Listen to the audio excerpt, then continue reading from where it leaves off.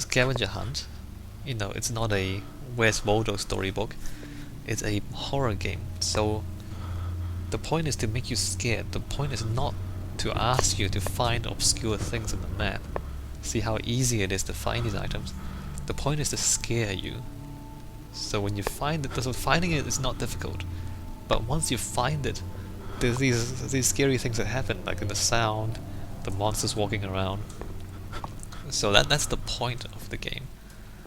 And the game is very careful not to get sidetracked from that. It's like, oh, it's a puzzle, let's just make this puzzle really difficult. No, that's not the point. That's not the point. Don't do that. Make the game scary, because that's the point of the game. Let's see, it's another dark room. The barrel contains a few drops of oil. Refill the lantern. Well, it filled it a little bit, it doesn't really fill very much. Pick up tinderbox. So we can light things up here, but we won't. Actually, let's do that. Let's say, for example, we light this torch. Yes, light, comforting. Comfortable fire. Put your face in the fire to regain sanity. So that's good. Yeah, it's light, it's safe. See, look at that. Glow in the dark once again.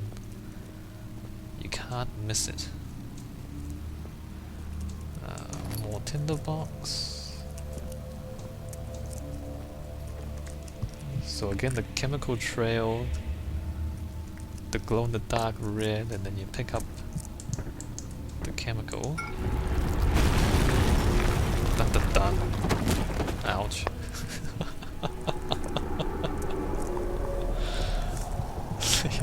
You pick up the chemical, and then there's an earthquake, and then you get smashed in the head. So again, you pick up the quest objective, that's easy. But once that happens, you lose your light source, you get smashed in the head by a barrel, and then you're closed in. Like you caved into the room. Let's see, hold down left mouse button while moving with WASD to push, right mouse for a strong push. So you can do that and just move the stuff away. But that's pretty good, right? You pick things up and then the whole place just caves in on you. So yeah, again, being aware of what the point of your game is. The point is to scare players, not to have really ridiculous puzzles. Because ultimately it's not really a... Okay, so it's a puzzle horror game. Rather it's a horror game with a bit of puzzles in it. The important part is the horror. And in any case, it's early in the game, so you wouldn't want to make the puzzles too difficult. Alright, let's move this stuff out of the way. And then this, if I can get this out of the way, there we go. So the physics here are pretty good as well. Like you see, like everything moves smoothly, there's no glitches, there's no jittering. Remember some older games, including Half-Life 2, where like if you jump on the physics object... Oh, I'm going crazy, cool. Like in older games, if you jump on the physics object, you're very likely to just glitch out and die, or get stuck. You see how smooth this physics is? That's pretty good. Again, technical competence. This game is technically very good. Wait, what? I only have 3 things. I don't have 4 chemicals. So apparently I solved the puzzle and now I'm less crazy than before. That's interesting. Nope, never mind. Go crazy again. So there's the blood, and... Oh no. Oh no. Alright, let's just see where we can strange things on the ground. What could that possibly be? Oh, is there loot? Oh, here we go. What's happening? Oh, feels like my chest is going to burst. Oh, my God! Wilhelm, do something! Accept it. We're not getting out of here. How can you say that? Alexander, you piece of shit! Let us out of here!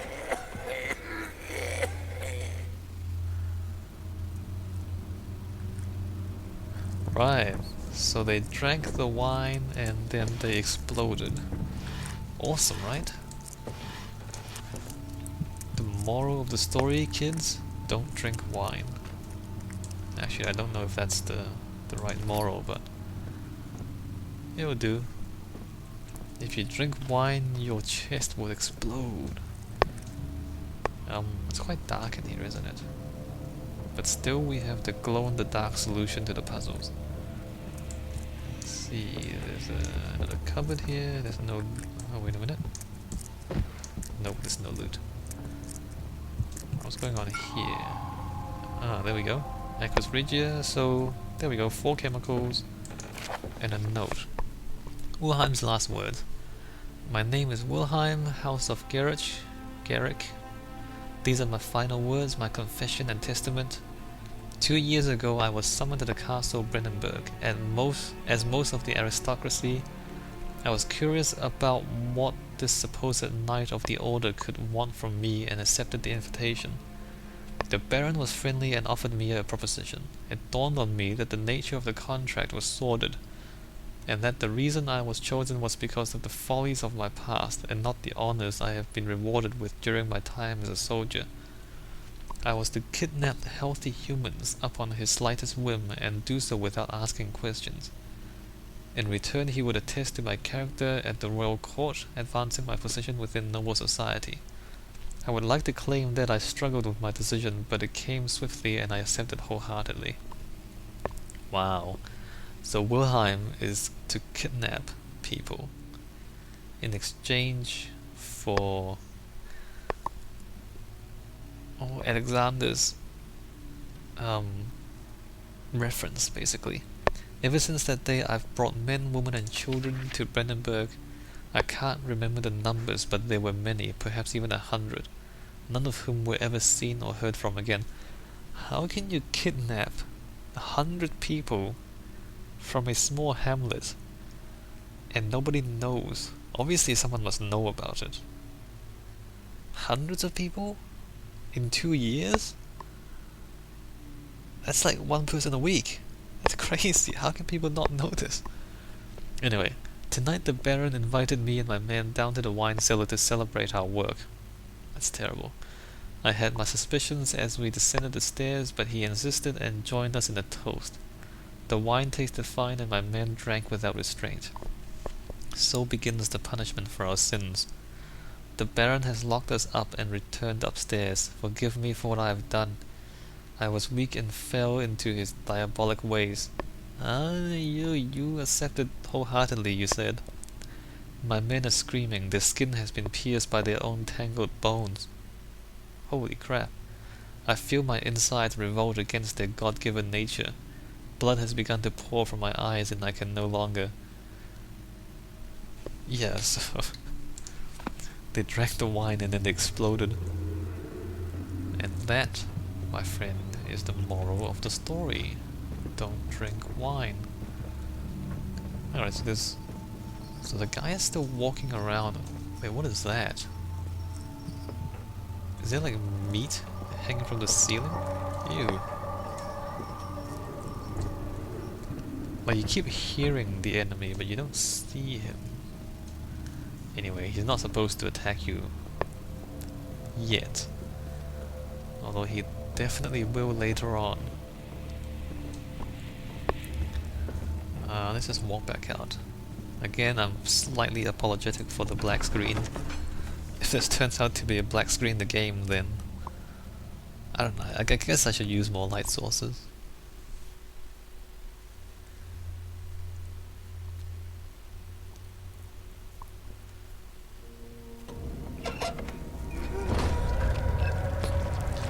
here, well, okay, let's just think about this. The game is trying very hard to scare you, as you can see. But nevertheless, you're being rewarded for finding the items and walking back.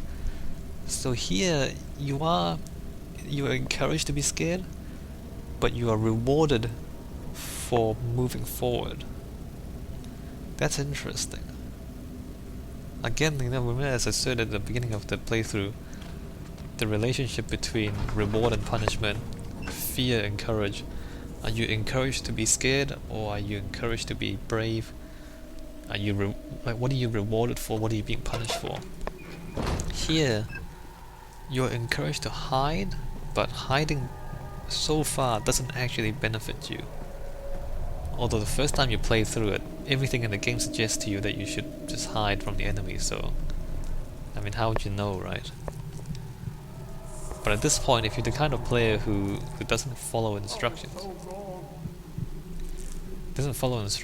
then you would get the impression that being brave doesn't really cost you anything, you know what I mean? Like, where is this guy? He's just walking around. Alright, so we need to put that there, and put that there, and...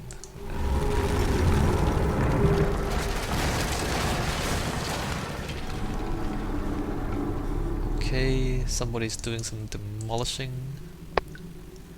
So there's the 4 things, and then we set that on fire, and then we turn that,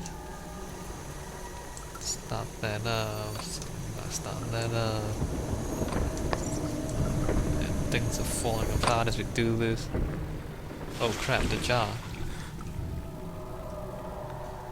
Oops.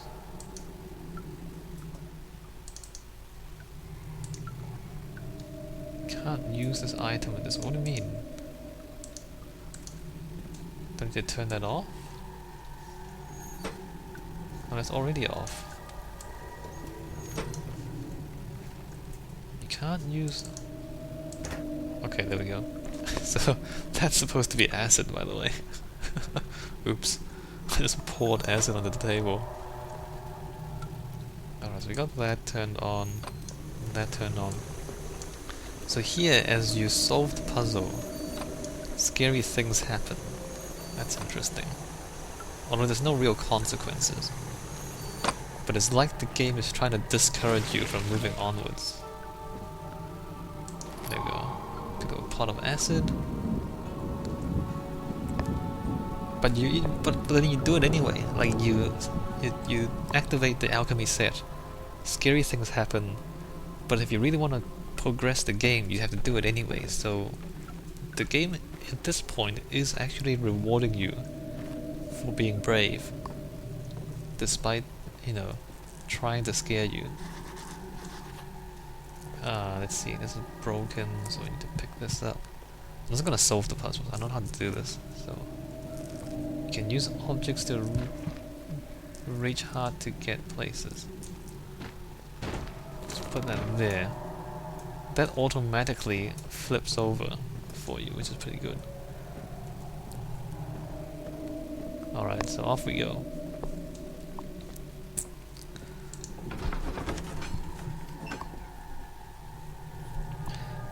And that, I guess, is the tutorial of the game. I mean,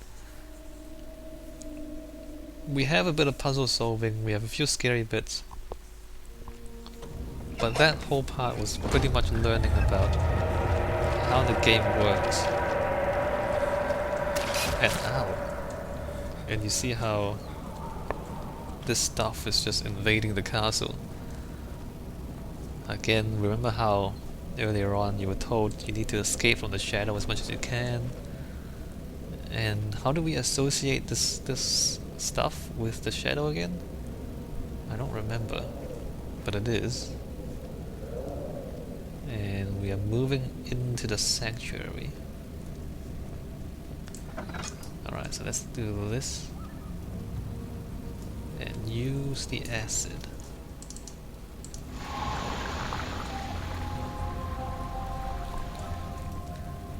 And that, I guess, you can call the tutorial. I think I'll pause the recording here, take a break. So yeah, the game is trying really hard to scare you. It's got a lot of... I mean, technically it's really competent. The lighting and the shadow is you know, obviously specifically designed for this game. Like, some areas are unnaturally dark, but in other areas when you walk in it lights up for you. We haven't got to the part of why you should be scared yet. Okay, I'll leave it here, and then when we come back we'll keep going forward and think about why this game is successful in its horror. I mean, obviously it's doing a lot of things, like the your own breathing, all the jump scares, and the story and the tone of the game, and the sound and the audio and visual cues and everything. All that's trying to scare you. But we've just started. And yeah, when we come back we'll see how we go on.